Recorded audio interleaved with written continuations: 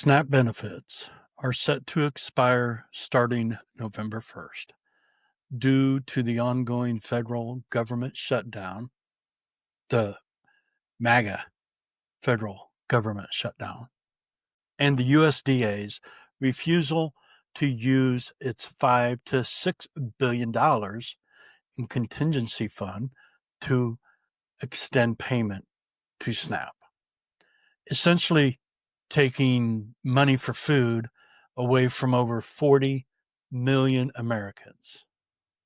My name is Kurt Mullet.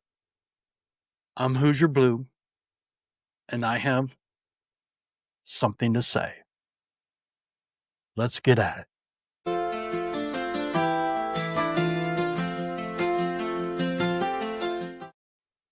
SNAP is an acronym for Supplemental Nutrition Assistance Program, also known as food stamps. There are 41.7 million participants in the SNAP program. 12.3% of the population in this country receive SNAP benefits.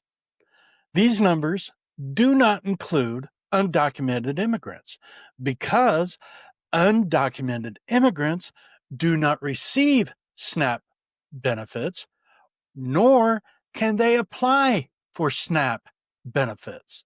This is a bold-faced bullshit lie being pushed and put forth by Maga, another racist narrative.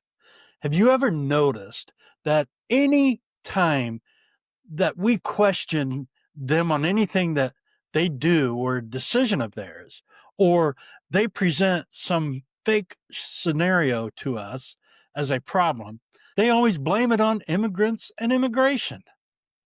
The exact thing that has built our country from its infancy. Now, let's talk money. The annual cost to fund SNAP is $99.8 billion. And I admit that is a hefty number. There is no doubt about it. But let me share with you some other hefty numbers that might just blow your mind for the sake of comparison. The current U.S. military budget is approximately $850 billion. That is an increase of 4.1% from 2023. The current ICE budget stands at $150 billion, making it the third largest military budget in the world. The latest tax cut extension contained in the billionaires-friendly MAGA joke of a big bullshit bill passed and signed into law on July 4th is projected to reduce federal revenue by $4.5 to $5 trillion through 2034, putting profit over people. And this is exactly why programs like SNAP and many others in this country are being defunded and done away with, because they need to make up for the lost revenue caused by their extension of the tax cut rates to the billionaires. This is the whole reason for all of this happening. Now, also included in that bullshit bill was nearly $1 trillion in cuts for Medicaid. Overall, those cuts targeted the ACA tax credits, state provider tax arrangements that fund Medicaid on the state level, state-directed Medicaid payments, rural Medicaid spending, which will put almost 400 rural hospitals in danger of closing, and eliminating the ability to negotiate future drug pricing with Big Pharma. So they not only want to starve people in this country, they want to strip away proper health care from us. They want us to be hungry and sick. This is what authoritarians do in order to control a populace. And that is what they are doing. This is their design plan. This is what's laid out in Project 2025.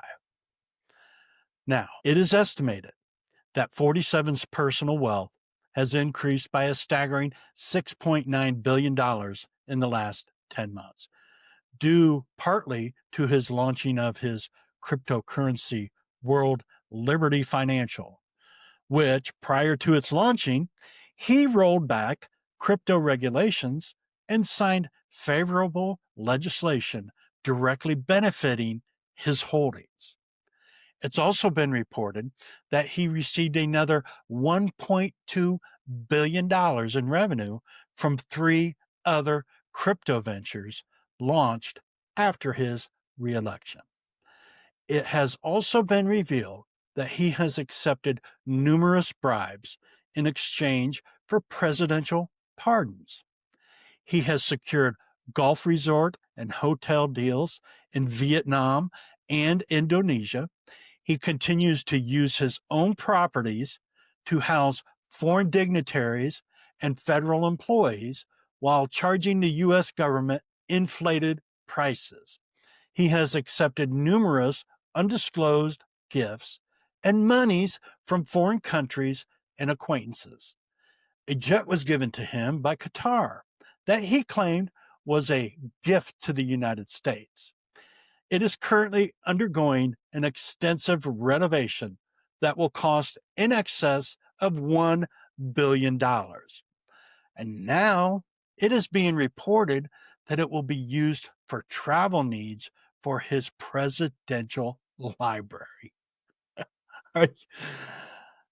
I mean, you can't make this shit up. It sounds like a personal gift to me. What do you think?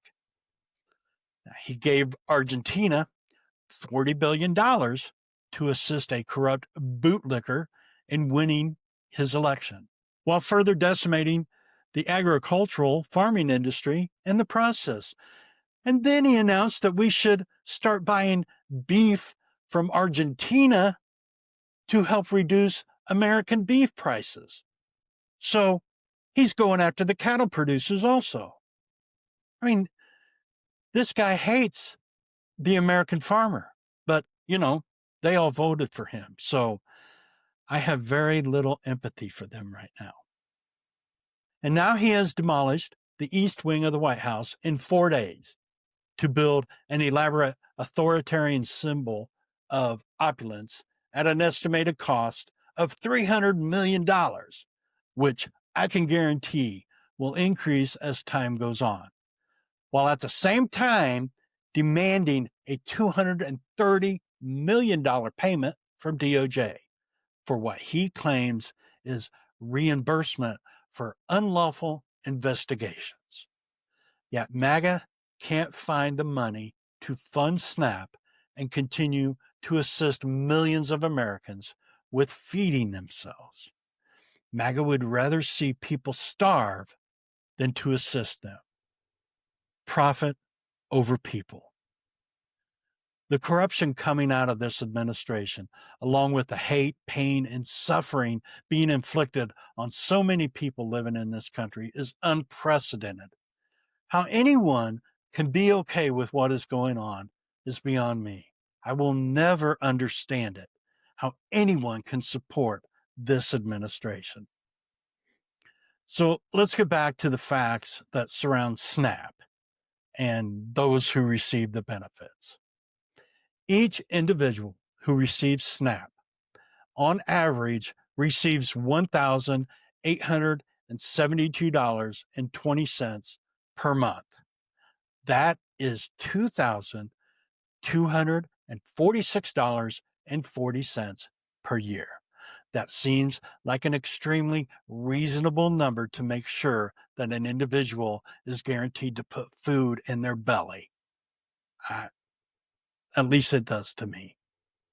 Now, what are those ages of those who receive SNAP? Well, adults 19 to 59 are the largest group of recipients at 42%. Children under 18 are 39%. Adults 60 and older are 19%. Households with earned income are 28%. and overall 55% of those households are with children. Households with unearned income, like Social Security recipients, are 61%. Households with no income at all are 20%. Now, when you start looking at the race or ethnicity of the people who receive SNAP benefits, and I will say this once again, it is not undocumented immigrants who are taking advantage of the system. Undocumented immigrants cannot receive SNAP benefits, nor can they apply for SNAP benefits. So, who is receiving SNAP benefits? Well, 35.4% are white, 25.7% are Black, 15.6% are Hispanic, 3.9% are Asian, 1.3% are Native American, and 1% are multiracial. And then 17% of recipients, their race is unknown. So white Americans are the largest recipients of SNAP benefits, not undocumented immigrants. So let me take this one step further for you. 89.4% of SNAP recipients are U.S. born citizens. 10.6% are foreign born individuals. 6.2% are naturalized citizens. 1.1% are refugees. And 3.3% are lawful permanent residents and other eligible non citizens.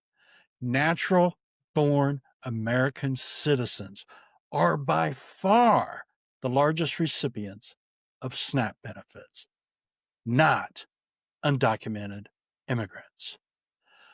Now let's dive deeper into this.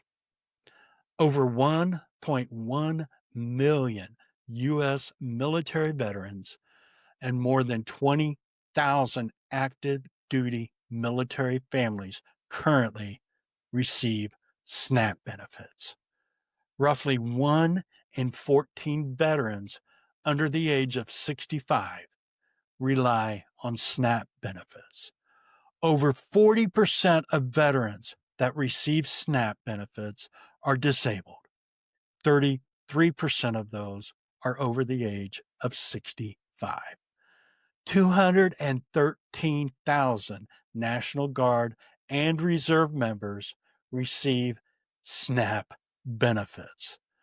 This is absolutely alarming and disturbing that so many of those who served our country have to rely on a government program in order to eat.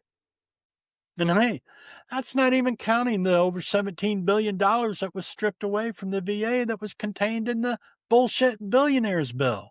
When it comes to rural America, our farmers, I could not find exact numbers of how many of them receive SNAP benefits. Although reading many studies, it is estimated that tens of thousands, ranging from 20,000 to 50,000, depending on the source, are the estimated numbers of farmers and farm workers who receive SNAP benefits, especially in states like Mississippi, Arkansas, Kentucky, and West Virginia that have high poverty rates in rural areas. The irony in this system is that many farmers who grow food for others struggle to afford to buy it themselves. Truly an American tragedy. People in our country, no matter who they are, their backgrounds, or their employment status, should not struggle to put food in their mouths, to feed themselves and their children.